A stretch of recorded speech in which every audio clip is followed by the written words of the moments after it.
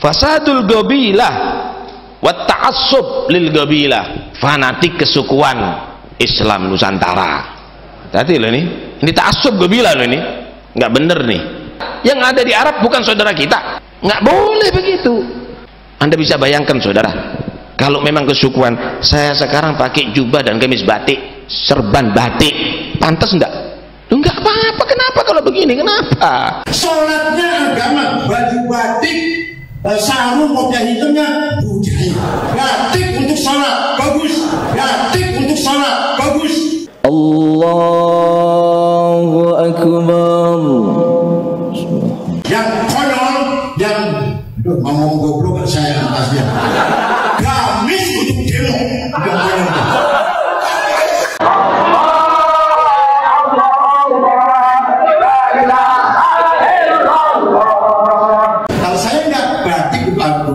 Untuk zikir dan Quran, sarung di budaya untuk agama. Itulah yang saya maksud Islam Nusantara. Bukan mengindonesiakan Islam, yang betul adalah mengislamkan Indonesia. Dibolak-balik, ini diperotakin di dengkul. Makanya balik goblok. Islam Nusantara bahaya tidak? Biarkan atau lawan, biarkan atau ganyang. Gamis sholat bagus, ini gamis demo, konyol itu. Itu semuanya tinggal kiaskan sendiri apa saja silakan, apa saja. Hal bihal juga Nusantara itu nggak ada hal bihal. Allahu Akbar. Kami adalah majikan kalian, kami adalah pemilik bangsa, kami adalah pemilik kedaulatan Indonesia. Batik untuk sholat bagus sekali daripada sorban, gamis untuk demo. Tapi jika yang dimaksud dengan Islam Nusantara adalah Islam yang anti Arab, yang benci habaib, serta ajaran Islam yang harus dinusantarakan. Sedang syariat Islam diarab-arabkan, jilbab dikatakan budaya Arab, cadar budaya Arab, jubah budaya Arab, jenggot budaya Arab, sorban budaya Arab, dan yang sejenisnya dimusuhi, maka itu sesat menyesatkan. Bukan Islam, sehingga tidak berhak disebut Islam Nusantara. Jangan seperti di negara-negara Timur Tengah.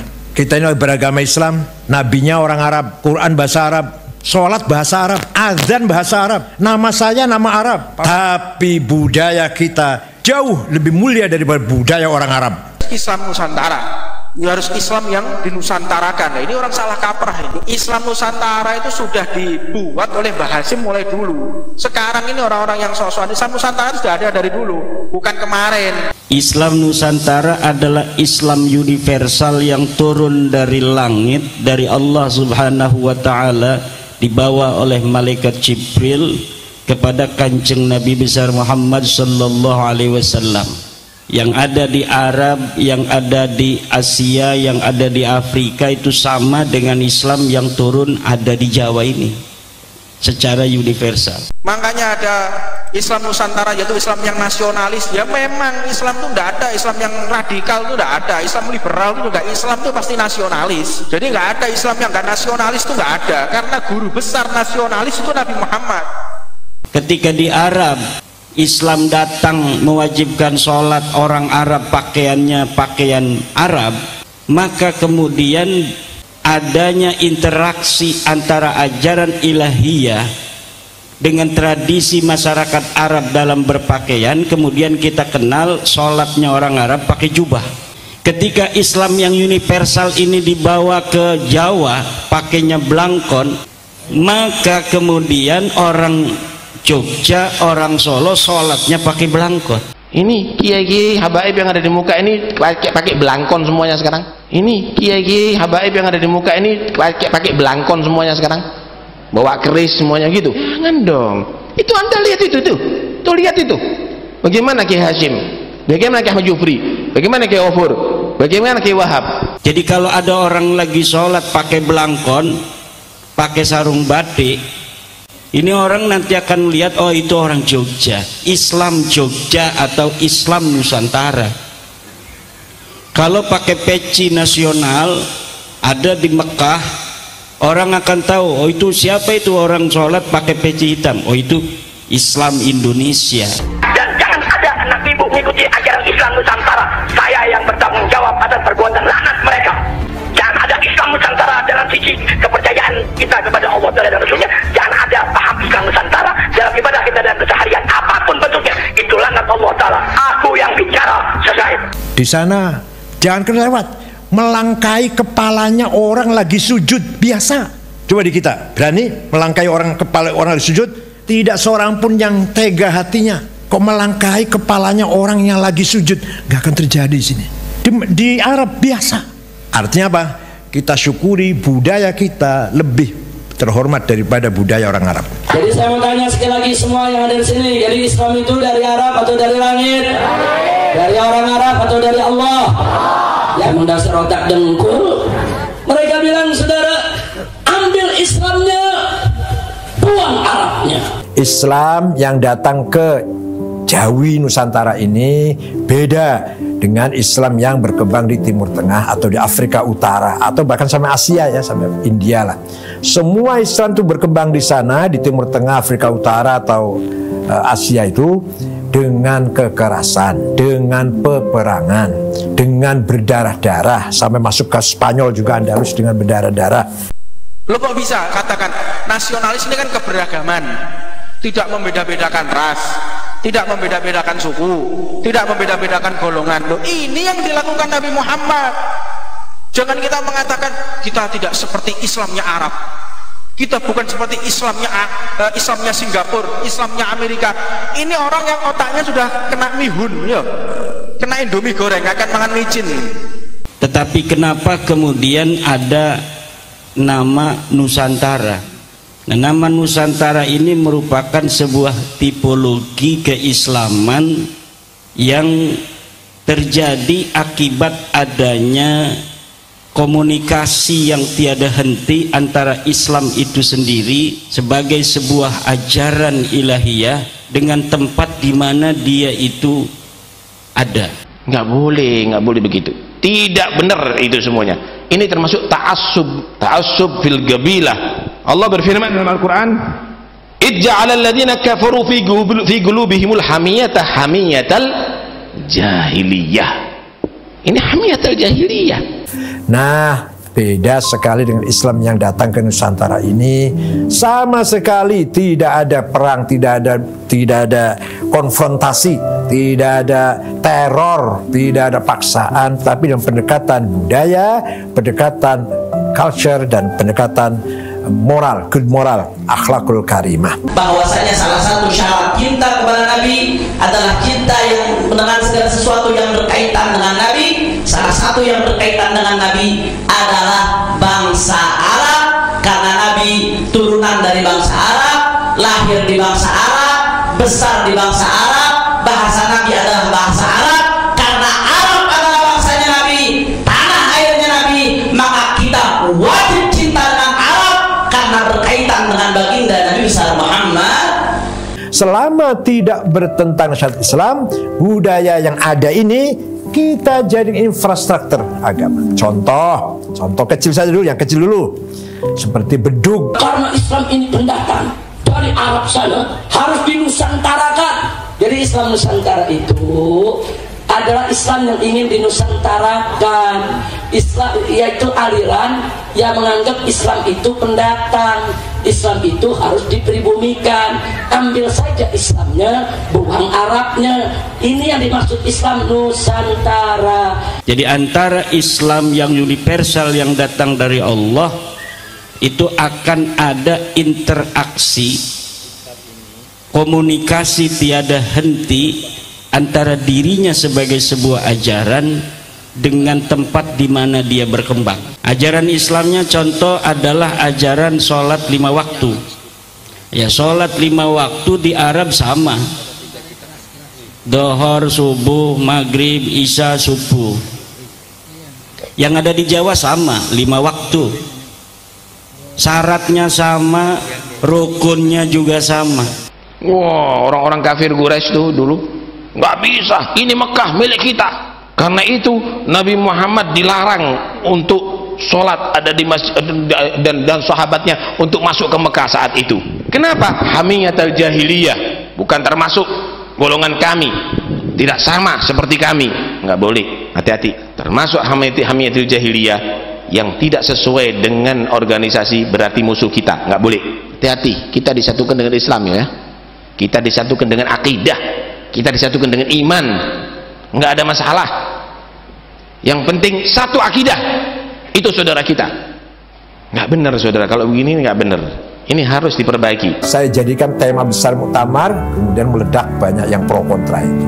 Dan disuudzoni, disalah pahami bahwa saya akan merubah sholat jadi bahasa Jawa. Masya Allah. Jadi dihilangkan gobilah-gobilah, suku-suku, ras ini lebih tinggi dari ras yang itu, suku ini lebih tinggi dari suku yang, oh enggak, sudah dihilangkan oleh Rasulullah. Jadi kalau orang mengajarkan keberagaman ke dalam Islam, kemajemukan dalam Islam, ini orang sing kakean mangan micin.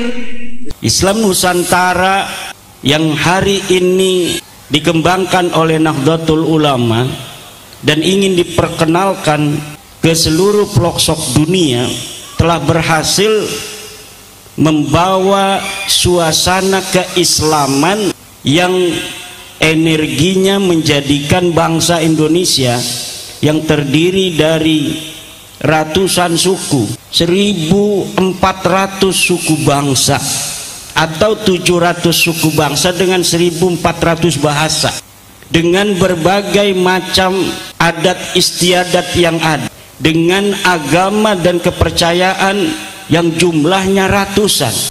Bangsa Indonesia, mau ngapain kalian dijajah sama Arab? Mau ngapain kalian diperbudak sama Arab? Mau ngapain kalian diarabkan?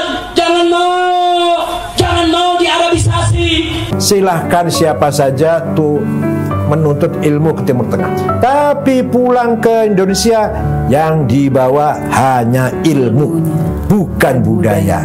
Front Pembela Islam, khususnya imam besar Front Pembela Islam, di dalam menyikapi Islam Nusantara, kita tak mau tertipu dengan bungkus, atau kita tidak mau hanya terfokus dengan satu sudut pandang yang sempit, saudara. Ternyata keislaman di Indonesia telah terbukti dapat membawa Indonesia sampai saat ini dalam persatuannya, dalam kedamaiannya, dalam toleransinya, dalam saling hormat menghormati antara satu suku dengan yang lainnya, antara satu agama dengan agama lainnya. Dan ini ternyata ada kaitan dengan cara pandang keagamaan yang dimiliki oleh mayoritas umat Islam Indonesia. Menurut Al-Para Research, sekarang ini telah mencapai 56% orang yang mengaku Islam di Indonesia, ternyata mereka mengaku sebagai bagian dari Nahdlatul Ulama. Orang mengatakan kita beda dari mana? Maka kita harus luruskan pemikiran-pemikiran liberal yang ada di tengah-tengah kita, pemikiran-pemikiran yang tidak benar. Jangan sesekali kita meremehkan apa yang telah diajarkan oleh baginda Nabi Muhammad SAW, dan jangan meremehkan para pendahulu kita. Walakinnal Islam dinul ilmi wa thaqafah, dinul adab wal hadarah, dinul tamaddun wal insaniyah. Islam bukan hanya teologi, bukan hanya ritual ibadah, tapi Islam agama, ilmu pengetahuan intelektual, peradaban, kemajuan, kemasyarakatan, dan budaya. Itu ada darinya itu. Dinul thaqafah, dinul hadarah. Agama yang mendorong kita menguasai ilmu pengetahuan, maju, modern. Islam tidak hanya thaqaf, tidak hanya teologi. Jika yang dimaksud Islam Nusantara adalah Islam aswaja yang rahmatan lil alamin, yang sudah menyatu dalam kehidupan masyarakat di seluruh Nusantara dengan ciri akhlakul karimah, yang cinta Rasulullah, cinta keluarga Rasulullah, cinta sahabat Rasulullah, yang tidak anti Arab dan tidak benci habaib, maka itu bagus dan kita terima dengan lapang dada. Dan Nahdlatul Ulama dalam ajarannya adalah ajaran yang merupakan warisan daripada ajaran Wali Songo. Ajaran Wali Songo yang hari ini dipegang teguh oleh Nahdlatul Ulama sebagai sebuah organisasi dari paham keagamaan mayoritas kita umat Islam di Indonesia telah terbukti senada dan seirama dengan dasar dan ideologi bangsa kita, yaitu Pancasila. Maka Pancasila dan Nahdlatul Ulama ini dijadikan sebuah lambang dari kedamaian yang sejak merdeka 1945 sampai hari ini dirasakan oleh bangsa Indonesia, tidaklah bisa dilepaskan dari Pancasila dan Nahdlatul Ulama. Boleh tepuk tangan untuk Nahdlatul Ulama dan Pancasila. Sebetulnya yang mereka serang itu bukan Arab, bukan. Mereka ingin menyerang Islam, saudara. Hari ini mereka benci dengan Assalamualaikum. Bagaimana cara mengganyang Assalamualaikum? Sebut saja budaya Arab. Mereka benci dengan jilbab, saudara. Bagaimana cara untuk melawan jilbab? Sebut saja budaya Arab. Mereka benci dengan jenggot, saudara. Itu identitas umat Islam. Bagaimana cara mengganyang jenggot, saudara? Sebut saja itu budaya Arab. Mereka kepanasan, mereka kegerahan. Bagaimana supaya Quran tidak lagi dibaca dengan langgam Arab? Sebut saja itu budaya Arab. Kalau ini dibiarkan, saudara, maka besok atau lusa mereka akan katakan, mau ngapain Al-Quran diketak sama tulisan Arab? Buat apa dibaca pakai bahasa Arab? Itu budaya Arab. Cukup Al-Quran diketak terjemahnya saja. Cukup bangsa Indonesia baca terjemahnya saja. Besok Al-Quran diketak hanya terjemahnya saja. Saking bencinya dengan Islam, saudara. Jamal Nasir, Hafid Asad, Saddam Hussein, Al-Qaddafi itu ya Islam, tapi tidak ada visi Islam. Yang ulamanya Said Qutb, Muhammad Ghazali, Syekh Qaradawi, Islam tidak pernah bicara nasionalisme. Di kita Syekh Asy'ari Muslim 100%, nasionalis 100%. Putranya Wahid Hashim Muslim 100%, nasionalis 100%. Cucunya Abdurrahman Wahid Muslim 100%, nasionalis 100%. Saya jelek-jelek saya jelek-jelek Muslim 100%, nasionalis 100%. Ya, Anda orang beriman harus nasionalis. Itu kita kira gitu. Anda orang beriman, beragama, harus nasionalis. Anda nasionalis harus beriman, bertuhan, beragama. Ini sok-sokan Islam ini harus diperbarui, harus diregenerasi. Kita harus nasionalis. Kakean mangan micin, mangkane rada bulet. Ya, dulu Gus Dur mengangkat tema membumikan agama. Nah, kalau Pak Hashim Muzadi Islam rahmatan alamin, saya Islam Nusantara, sama tujuan sama, artinya menampilkan bahwa Islam itu menekankan budaya, culture, the good moral, bukan hanya teologi, bukan sebatas beriman dan ibadah, tapi akhlak juga penting. Apa artinya rajin sholat tapi dengan tetangga, tapi dengan teman, atau suka bikin rusuh, membunuh, membakar, nggak ada artinya apa-apa itu. Sholat tapi perang nggak ada artinya. Lepas sholat kok perang, nggak ada artinya. Jangan kita ikut-ikutan yang sekarang ini sok nasionalis, sok nasionalis itu kepentingan awake dhewe kok. Untuk kepentingan kelompoknya, sehingga apa? Timbul asobiah, timbul fanatik golongan. Golongannya salah atau benar tetap didukung, gak peduli salah masih salah, gue lo mati-matian. Ini orang asobiah ini. Apa dia nggak berbudaya? Dia kan juga berbudaya dong. Selama dia pakai sarung berbudaya berarti, atau batik, atau mau pakai gamis terus gitu. Kalau Islam Nusantara model begitu, saudara, terima atau tolak? Jawab yang ngomong, terima atau tolak? Terima atau tolak? Islam Nusantara yang saya maksud bukan agama baru, astagfirullahaladzim, bukan madhab baru, naudzubillah, bukan sekte baru, itu sama sekali tidak benar. Bukan aliran dalam bukan Islam. Aliran baru, tapi tipologi, bahasa Arabnya mumayyizat, khasais. Tipologi itu apa Pak? Ya, ciri khas bagi Islamnya masyarakat yang ada di Nusantara ini. Keunikan. Kata Nusantara itu dulu kalau kitab-kitab klasik nyebutnya Jawi. Jadi Jawi itu Nusantara ini Jawi.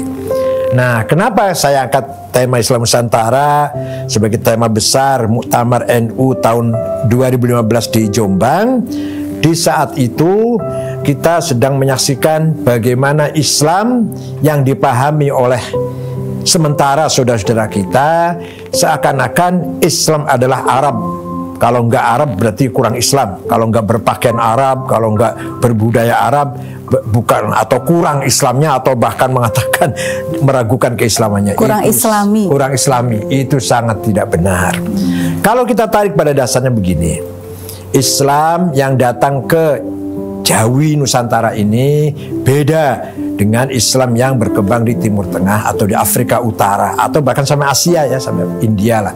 Semua Islam itu berkembang di sana, di Timur Tengah, Afrika Utara atau Asia itu dengan kekerasan, dengan peperangan, dengan berdarah-darah, sampai masuk ke Spanyol juga, Andalus dengan berdarah-darah. Nah, beda sekali dengan Islam yang datang ke Nusantara ini. Sama sekali tidak ada perang, tidak ada konfrontasi, tidak ada teror, tidak ada paksaan, tapi dengan pendekatan budaya, pendekatan culture, dan pendekatan moral, good moral, akhlakul karimah. Sehingga pada prinsipnya para da'i, para wali yang terkenal wali Songo, pada wali itu banyak, maknanya 9, tapi yang terkenal Dewan Wali itu 9. Para wali Songo dan lain-lainnya, para ulama yang lain, bagaimana caranya memasukkan Islam ke masyarakat Islam Nusantara ini, yaitu dengan mengharmoniskan antara agama dan budaya, antara teologi dan culture. Bukan hanya itu, lebih dari itu, yaitu apa? Kita jadikan budaya sebagai infrastruktur agama, kecuali asal budaya itu tidak bertentangan syariat. Kalau tradisi bertentangan syariat, minum-minum keras atau ya hubungan seks, kita tolak jelas dong. Selama tidak bertentangan syariat Islam, budaya yang ada ini kita jadi infrastruktur agama. Contoh kecil saja dulu, yang kecil dulu, seperti bedug. Bedug itu dulunya kan alat musik goyang kerawang. Alat musiknya orang nari-nari itu supaya goyang serem kan ada bedugnya. Oleh para kiai, para wali, bedug dilestarikan. Tapi untuk apa? Untuk tanda masuk waktu sholat di masjid. Belum ada waktu itu, belum ada sound system, belum ada pengeras suara. Jadi pakai bedug tanda sholat sudah masuk. Orang pun tertarik. Karena apa? Karena bedug kan miliknya masyarakat kita. Tapi sekarang menjadi dipukul ketika datang waktu sholat, orang akan tertarik. Banyak lagi. Apalagi misalkan orang Islam harus disunat, harus dikhitan. Di Timur Tengah, di Arab, Mbak, saya di Arab tuh 13 tahun setengah loh. Saya di Arab tuh 13 tahun setengah, S1 sampai S3, pulang bawa anak 4. Tidak ada walimatul khitan. Anak disunat udah gitu aja, bawa ke dokter sudah selesai. Nggak ada apa-apa. Syukuran. Nggak ada apa-apa. Kalau walimatul arus, pernikahan itu besar-besaran di Arab itu. Nah kita di sini kan apa ceritanya? Orang pada masuk Islam katanya harus disunat. Kan ada rasa takut, rasa minder, rasa was-was. Untuk membesarkan hatinya anaknya akan disunat, kita rayakan. Bahkan kalau dulu, saya sendiri dulu dinaikkan apa? Dinaikkan kuda-kudaan keliling desa, terus begitu disunat, semua tamu ngasih duit. Saweran. Ya, saweran pada yang disunat itu. Yang sunat, untuk apa? Membesarkan hatinya anak, menghibur yang sunat itu. Anak yang sunat ketawa lah, kata duitnya banyak, walaupun receh-receh kan. Walhasil itu merupakan taktis strategi dakwahnya para wali Songo. Ini yang saya ceritakan ini masalah kecil sih. Yang masalah agak serius ini. Dulu orang Jawa sesajen. Nasi satu bungkus, ada bawang merah, ada cabai merah, ditaruh pojok rumah. Kayak kiai tanya, apa ini? Ini mengusir roh jahat. Kata kiainya, begini, kalau untuk mengusir roh jahat itu supaya lebih efektif, kamu kan kaya atau kamu kan cukup lah, potong kambing 1, masak nasi 20 kilo, undang teman, tetangga, terutama fakir miskin terutama. Apa? Makan itu, dimakan. Tapi sebelum dimakan, minta dulu pada Tuhan. Minta apa? Minta kamu selamat, istrimu selamat, keluargamu selamat, hartamu selamat, kehidupanmu selamat. Maka namanya bukan sesajen, tapi selamatan. Itu artinya apa? Artinya mengajari orang supaya zikir kepada Allah. baca la ilaha illallah, baca astagfirullah, baca sholawat, baca kulhu falak nas, baca ayat kursi. Intinya ibadah juga. Nah, ya iya dong. Tapi kalau baca kursi ya, baca kulhu ya, berat kan orang baru masuk Islam. Tapi supaya Anda selamat, supaya kamu selamat, keluargamu selamat, hidupmu selamat, harta, jabatan katakan kamu selamat, ayo selamatan. Ya jadinya pemahaman-pemahaman. Selama dia makan sate, ya berarti berbudaya itu. Kalau mau Arab ya pakainya kambing guling terus. Jadi budaya dikaitkan dengan itu nggak ada dalilnya. Itu adalah kan repot ya Pak. Saya katakan tadi Islam itu bukan hanya teologi dan ritual ibadah, tapi Islam. Bahkan ada Imam Sufyan bin Uyainah mengatakan, ini seorang tabi'in, muridnya sahabat tabi'in itu, generasi kedua. La yanbaghil khuruju 'anil 'adah illa ma harramahu syara'. Tidak boleh keluar dari adat. Jadi adat itu dipelihara, tradisi itu, kecuali kalau itu bertentangan syariat. Itu ada Imam Sufyan bin Uyainah. Lagi pula kan masyarakat kita ini sebenarnya juga tahu bahwa sumber-sumber hukum Islam itu kan bukan hanya Quran dan hadis, juga ada fatwa ulama atau konsensus ulama. Nah itu mungkin yang sekarang ini pengertian seperti itu dipersempit oleh sekelompok sebagian orang-orang yang diduga memang tidak suka mungkin kalau Islam Nusantara ini menjadi besar atau bisa mempersatukan umat. Saya terima itu tantangan. Tapi saya ambisi saya Indonesia, Islam Indonesia menjadi kiblatul muslimin fit thaqafah. Awas jangan salah paham. Kiblatnya orang Islam Indonesia, kiblat apa? Kiblat peradaban, bukan kiblat sholat, bukan. Kiblat peradaban. Maunya saya Indonesia ini Islamnya contoh. Contoh apa? Contoh budayanya, akhlaknya, moralnya. Bukan contoh kiblatnya ke sini, bukan. Nanti salah paham lagi nanti. Kiblatul muslimin thaqafatan wa hadaratan. Mudah-mudahan bisa seperti itu ya Pak. Dulu Pak Nurholis Majid mengatakan Islam Madani, juga sama isinya itu. Islam Madani, Islam Mutamaddin lah, Islam yang berbudaya. Kemudian Pak Kiai, sebenarnya sejak awal tuh maksudnya dan tujuannya ada label Islam Nusantara ini apa sih Pak Kiai? Maksudnya selain tadi kan karena memang momentumnya adalah Kongres Muktamar NU di Jombang. Tapi selain itu apa berangkat dari keprihatinan apa? Motifnya. Kalau sudah dipahami semangat Islam Nusantara, maka dengan semangat Islam Nusantara kita jaga keutuhan Indonesia ini. Bukan hanya geografinya, itu ya pasti geografinya, tapi budayanya, kekayaan alamnya. Mari kita selamatkan laut Indonesia dengan semangat Islam Nusantara. Mari kita selamatkan hutan di Indonesia ini dengan semangat Islam Nusantara. Mari kita selamatkan tambang-tambang nikel, batu bara, mining, boksit, minyak gas dengan semangat Islam Nusantara. Batu bara dengan semangat Islam Nusantara. Maka dengan semangat Islam Nusantara kita menimbulkan, membakar semangat mempertahankan keutuhan keselamatan NKRI. Bukan hanya geografi, bukan, itu ya pasti, tapi juga budaya dan kekayaan alamnya. Tentunya banyak yang nggak suka Pak Kiai kalau kita nih umat Islam di Indonesia makin kuat, makin bersatu. Bukan hanya lokal aja Pak Kiai kan, pasti juga kekuatan-kekuatan besar di luar Indonesia pasti tidak suka dengan ini potensi besar untuk Indonesia makin jaya, makin bersatu, makin dikdaya di masa depan. Pak Kiai melihat ada tekanan-tekanan dari luar nggak Pak? Belum, sampai sekarang saya belum merasa ada tekanan dari luar. Ya, Pak, ya? Tentang Islam Nusantara loh. Ya. Tentang Islam Nusantara sampai sekarang saya belum merasa ada tekanan baik dari Arab. Justru mereka malah yang tahu, penasaran. Ya. Saya ceramah di Maroko, di depan Raja Maroko, Raja Muhammad Al-Khamis tentang Islam Nusantara. Kemudian Pak Kiai mengenai kebudayaan lokal tadi ya, kemudian budaya lokal, kemudian adanya budaya Arab. Ini bagaimana sih Pak Kiai cara mudahnya untuk menjelaskan? Saya tidak melarang orang senang dengan budaya apapun. Silahkan pakai gamis, silahkan pakai sorban, tapi jangan menganggap bahwa itu sudah paling Islam. Tidak. Abu Jahal pun pakainya gamis. Tapi yang penting kita saling menghormati. Yang pakai batik, pakai celana, asal perilakunya benar, akhlaknya benar, ibadah bagus, ya Islam tenanan, Islam betulan, Islam 100%. Yang pakai sarung, pakai bakyak, Islam betul. Yang pakai gamis pun kalau akhlaknya baik, ibadah, rajin ibadah, moralnya bagus, saling menghormati dengan tetangga, dengan teman, ya Islam sungguh-sungguh Islam. Ini paling bahaya kan kalau gamis demo. Ya. Jadi ya itu batik untuk sholat bagus sekali daripada sorban gamis untuk demo.